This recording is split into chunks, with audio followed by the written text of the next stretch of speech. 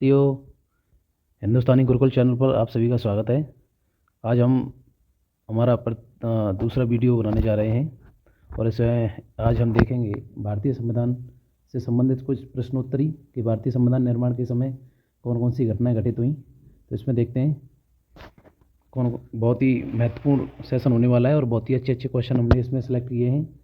इसका पार्ट 1 है, जल्दी इसका पार्ट 2 भी आएगा। चलिए बढ़ते हैं आगे। ये हमारे भारतीय संविधान का जो कवर पेज है। तो सबसे पहला प्रश्न आ गया है हमारे सामने, जिसमें लिखा हुआ है इनमें से कौन संविधान सभा में बोलने वाला प्रथम व्यक्ति थे। संविधान सभा का जब निर्माण हुआ था तो इस समय सबसे पहली बात किस व्यक्ति ने रखी थी, तो मैं बताना चाहूँगा। सबसे पहले जो बात रखी वो थे JB कृपलानी जी, जो संविधान सभा में बोले और इन्होंने सबसे पहले अपना भाषण दिया। चलिए आगे चलते हैं। नेक्स्ट क्वेश्चन है, मूल संविधान में क्रमशः कितने अनुच्छेद यानी आर्टिकल्स, अनुसूचियाँ, शेड्यूल्स और भाग यानी पार्ट थे। यानी जब हमारा संविधान बन करके तैयार हो गया था तब उस समय कितने अनुच्छेद थे उसके अंदर और कितनी अनुसूचियाँ थी और कितने भाग थे। मैं बताना चाहूँगा उस समय दोस्तों 365 आपके आर्टिकल थे, 395 आर्टिकल थे और 22 अनुसूचियाँ थी और 8 भाग थे। लेकिन अगर वर्तमान की बात करें तो वर्तमान में दोस्तों, वर्तमान में मूल संविधान में इस समय आपके 395 तो आपके आर्टिकल्स हैं और 25 अनुसूचियाँ हैं और 12 आपके भाग हैं। चलिए आगे चलते हैं।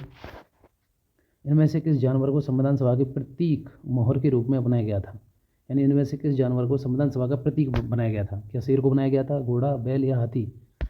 तो संविधान सभा के जो प्रतीक रूप में बनाया गया था वो था हाथी।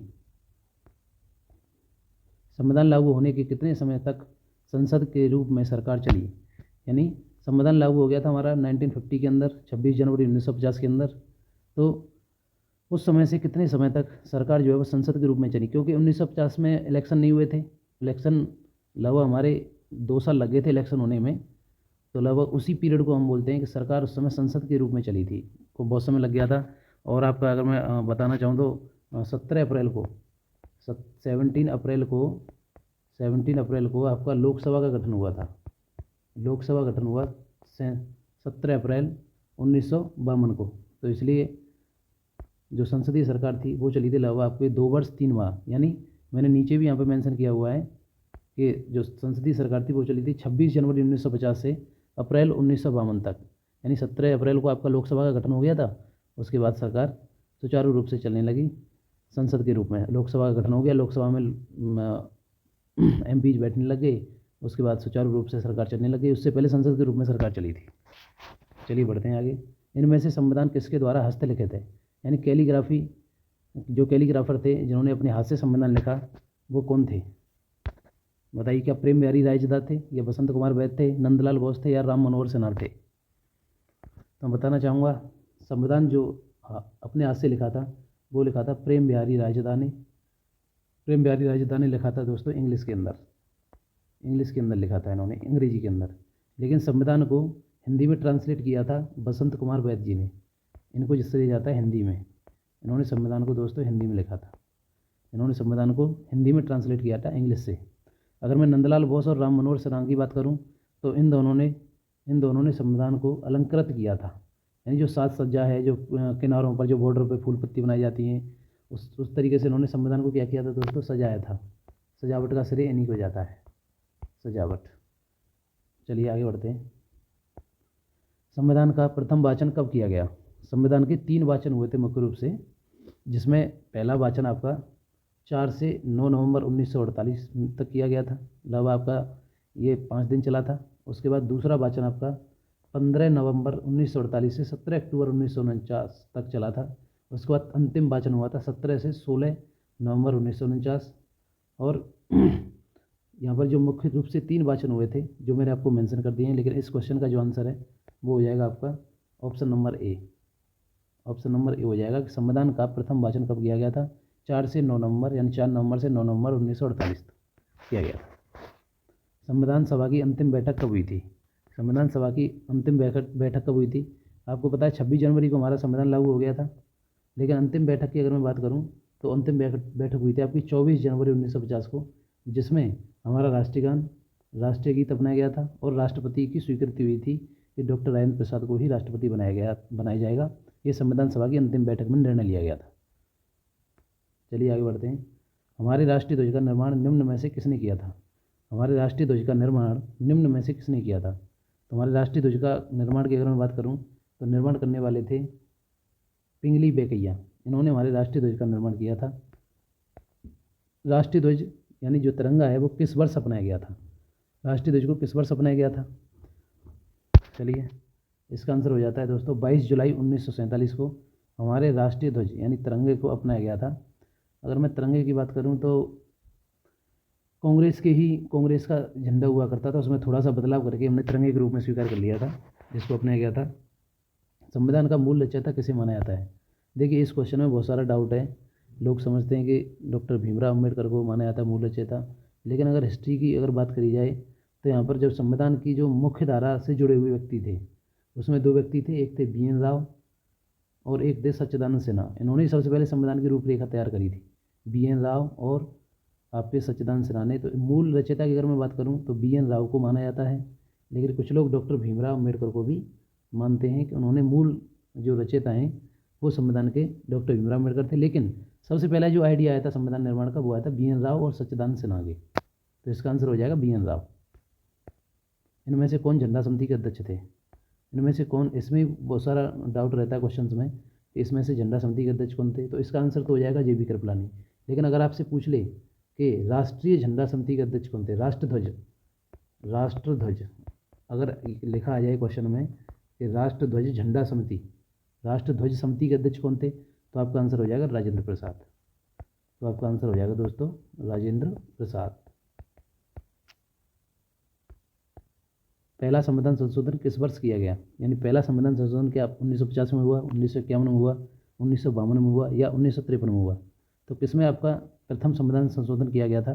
प्रथम संविधान संशोधन आपका 1951 में ही हो गया था दोस्तों। पहला संविधान संशोधन आपका 1951 में ही हो गया था, जिसमें क्या हुआ था, एक आपके 2 अनुच्छेद ऐड किए गए थे, 31A और 31B, और 9वीं अनुसूची भी इसी के तहत ऐड की गई थी प्रथम संविधान संशोधन के तहत। इनमें से कौन भारतीय संविधान के निर्माण के समय संवैधानिक सलाहकार थे? इनमें से कौन भारतीय संविधान के निर्माण के समय संवैधानिक सलाहकार थे? जैसा कि मैंने अभी आपको बताया कि संविधान की रूपरेखा बनाने वाले प्रथम व्यक्ति जिनके दिमाग में आया था वो थे BN राव। इनको संवैधानिक सलाहकार भी माना जाता है। और ये 1950 से 1952 के अंदर UNSC के भी भारत को रिप्रेजेंट करने वाले व्यक्ति रहे। UNSC में, यूनाइटेड नेशन सिक्योरिटी काउंसिल में ये भारत की तरफ से रिप्रेजेंटेशन में रहे थे। और ये इंटरनेशनल कोर्ट के जस्टिस भी रहे। ये इंटरनेशनल जो अंतर्राष्ट्रीय न्यायालय है उसके जस्टिस भी रहे, न्यायाधीश भी रहे BN राव। संविधान सभा का गठन कब किया गया था? देखिए संविधान सभा के गठन की अगर मैं बात करूं तो संविधान सभा का गठन हुआ था 6 नवंबर 1940 को। लेकिन इसकी जो प्रथम बैठक है, पहली जो बैठक है वो हुई थी 9 दिसंबर 1940 को, और 26 नवंबर 1940 को संविधान जो लिख करके वो पूरा हो गया था, और 26 जनवरी 1950 को पूरा कंप्लीट हुआ, लागू हो गया। संविधान सभा का प्रथम अस्थायी अध्यक्ष यानी 9 दिसंबर 1940 को किसे बनाया गया था? अभी बताया मैंने प्रीवियस क्वेश्चन में मैंने बताया भी आपको कि संविधान सभा का गठन कब किया गया था। तो संविधान सभा का गठन हुआ था 6 दिसंबर 1940 को, बैठक हुई थी 9 नवंबर 1940 को, और इसका जो संविधान लिख करके पूर्ण हुआ, कंप्लीट हुआ 26 नवंबर 1940 को, और 26 जनवरी 1950 को लागू हो गया। संविधान सभा का प्रथम अस्थायी अध्यक्ष नियुक्त किया गया था 9 दिसंबर 1940 को। नियुक्त किया गया था किसको? सच्चिदानंद सिन्हा को, डॉक्टर राजेंद्र प्रसाद को, डॉक्टर BN राव को या डॉक्टर भीमराव अम्बेडकर को? तो प्रथम अस्थायी अध्यक्ष बने थे वो थे सच्चिदानंद सिन्हा। कैबिनेट मिशन 1946 के अध्यक्ष कौन थे? कैबिनेट मिशन जो आया था 1946 में उसके अध्यक्ष थे लॉर्ड पैथिक लॉरेंस। और इस समय क्लीमेंट एटली कौन थे? इस समय क्लीमेंट एटली थे इंग्लैंड के प्रधानमंत्री। स्वतंत्रता के समय भारत कितनी रियासतों में बटा हुआ था? यानी जब भारत स्वतंत्र हुआ था तब भारत में कितनी रियासतें थी? तो इसका आंसर हो जाएगा मित्रों 93। उस समय 93 रियासतें हुआ करती थी भारत में। संविधान सभा के स्थायी अध्यक्ष 11 दिसंबर 1940 को किसे बनाया गया था? यानी 9 दिसंबर 1940 को तो सच्चिदानंद सिन्हा बने थे अस्थायी अध्यक्ष, जैसे कि इसमें नाम भी मेंशन है। लेकिन स्थायी अध्यक्ष किसे बनाया गया था 11 दिसंबर, यानी 2 दिन बाद ही बना दिया गया था डॉक्टर राजेंद्र प्रसाद को। यानी डॉक्टर राजेंद्र प्रसाद को अस्थायी अध्यक्ष बना दिया गया था, स्थायी अध्यक्ष बना दिया गया था 11 दिसंबर 1940 को। संविधान निर्माण की सर्वप्रथम मांग किसने की थी? अगर मैं संविधान निर्माण की जो बात सबसे पहले मन में आई वो की थी किसने? बाल गंगाधर तिलक ने। ये एक स्वराज विधेयक लेकर आ गए थे जिसमें इन्होंने मांग की थी कि संविधान का निर्माण किया जाना चाहिए, भारत का एक स्वतंत्र संविधान होना चाहिए। औपचारिक रूप से सर्वप्रथम संविधान की मांग किसने की? औपचारिक रूप से किसने? संविधान सभा की मांग की कि भाई एक संविधान सभा का निर्माण होना चाहिए और हमें इसकी रूपरेखा बनानी होगी। तो वो थे एम.एन. राव। एम.एन. राव ने सर्वप्रथम संविधान सभा की मांग की थी और ये की थी 1934 में। संविधान कब से कब तक लिखा गया? ये क्वेश्चन भी बहुत कई बार पूछ लिया जाता है कि संविधान कब से कब तक लिखा गया। तो मैंने बताया था संविधान की प्रथम बैठक हुई थी 9 दिसंबर को और संविधान पूर्ण हो गया था आपका 26 नवंबर 1949 को। तो इसलिए हमारा पहला ऑप्शन हो जाता है एकदम सही कि संविधान का निर्माण जो है जो संविधान लिखा गया था वो लिखा गया था 9 दिसंबर से 26 नवंबर 1949 तक। 9 दिसंबर 1940 से 26 नवंबर 1949 तक। इसको लिखने में समय लगा था 2 वर्ष 11 में 18 दिन। 2 वर्ष 11 में 18 दिन में हमारा संविधान लिख करके पूरा हो गया था। ठीक है मित्रों, बहुत बहुत धन्यवाद आपका। और इसके साथ ही हम लगातार अल्टरनेट डेज में नई नई इन्फॉर्मेशन आपके सामने लेकर आते रहेंगे। संविधान का दूसरा पार्ट भी आएगा, साइंस का दूसरा पार्ट भी मैं लेकर के आ रहा हूँ जल्दी से ही। उसके क्वेश्चन बनाए जा रहे हैं। हमारा उद्देश्य ये है कि हम अधिक से अधिक बेस्ट कंटेंट आपको दें जिससे कि आप आने वाली आगामी परीक्षाओं में आपको परेशानी का सामना न करना पड़े और कहीं ना कहीं क्वेश्चन हमारी वीडियो से फंसें। ठीक है मित्रों, बहुत बहुत धन्यवाद।